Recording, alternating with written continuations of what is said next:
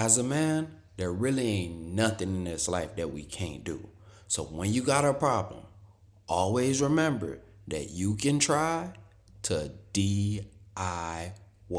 So on today's episode of Vaughn Gonna Figure It Out, we're going to change the brake fluid. So we got the dot for brake fluid, a syringe, water bottle, and just to let you know, once you see what comes out in that syringe, it might make you cringe. So we gotta take off the brake fluid cap real quick and then pull it out. Ooh, that is gross.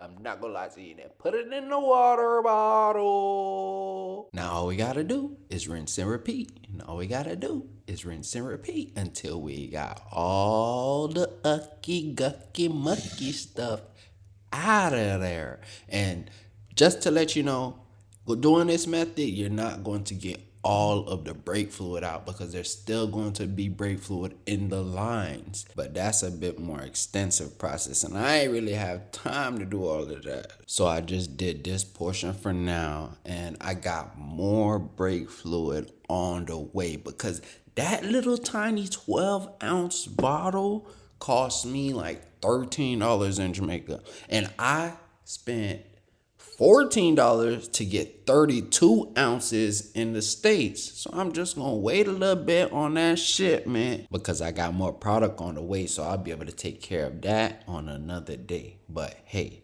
look at my Coke. You see, that is a joke. But if I gave this to somebody and told them it was Coke, they'll probably drink it and it would be over with for them. Now that I got that old gross fluid out, it's time to pour that clean quality fluid in. But wait a minute, I gotta put the filter in first. Don't do what I just did because you might get some stuff in there that ain't supposed to be in there. That's why the filter goes first. That way you won't make things worse. And now I just got to pour it, pour it, pour it, and if there's anything left over, I'm going to store it. But this is just a teeny tiny little bottle, so there ain't gonna be an ounce of brake fluid left once I'm done filling this tank. It ain't a big tank, but still,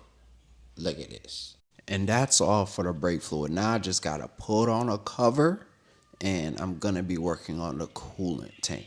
This thing has been giving me an issue for quite some time now.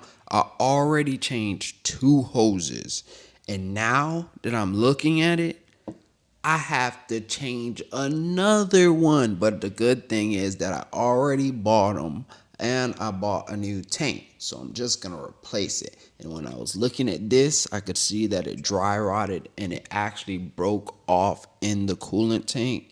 So I'm just gonna take this one out and replace it with a brand new coolant tank. And once I do that, I'm going to put a cleaner in it so I could clean out the system and get this thing up and running again.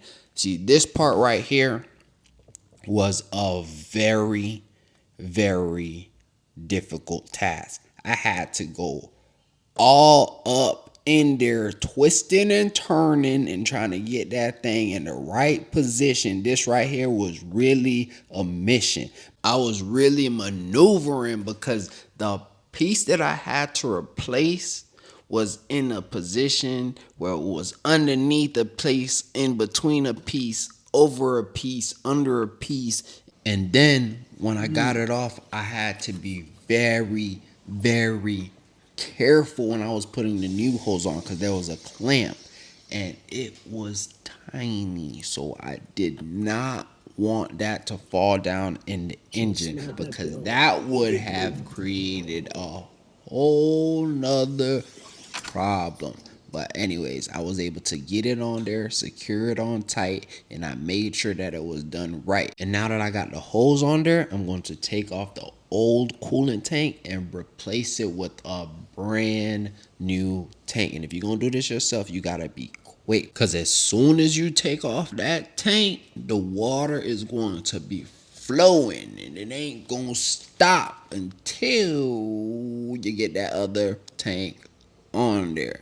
So now that I got it in position, I'm almost done with the mission, or at least I thought I was. So after I completed the installation of the coolant tank, I screwed it in place, and then I added the cleaner. So after driving the car around for about 30 minutes, because I made a couple stops and then I had training, and then when I made it back home, I noticed that there was some bubbling right around this hose that I'm putting on right now. So I ended up having to change that hose as well. And when I took the hose off, it just snapped. So over the course of the past 3 or 4 months, I've had to change every single hose connected to the coolant system. And I think that the reason why this happened is because I was using water in the coolant tank because I didn't have enough coolant, but apparently I was using the water for way too long. And that's how this happened. If you look closely, you can see fragments of the hose inside the coolant tank, and that broke off, which is what caused the pipe to leak. Anyways, now that I got the new ones on, I'm about to add this coolant tank cleaner, and it says that you're supposed to keep it in there for 10 minutes for a light clean, but up to 2 to 3 hours for a thorough cleaning. So you know I'm going with that 2 to 3. So I'm gonna have it in there for a couple of days because I don't really drive long distances. So I'm going to have it in for quite a while. And by the time the shipment gets here, I'm going to have even more coolant here. So once I drain the tank, I'll be able to replace it with some coolant. And what I'm doing now is topping up the coolant cleaner with some water. And once you see this thing starting to clean, the coolant tank won't look green because it's going to remove all of the muck that's stuck, and it only costs a couple bucks. And last but not least, I got to top up the power steering fluid because there might be a leak in that too. So I'm going to have to get it looked at. Anyways, let me know if I'm doing anything wrong because I ain't been doing this long. And if you have any questions, leave them in the comments below. If you like this video, give me a thumbs up and don't forget to subscribe. Until next time.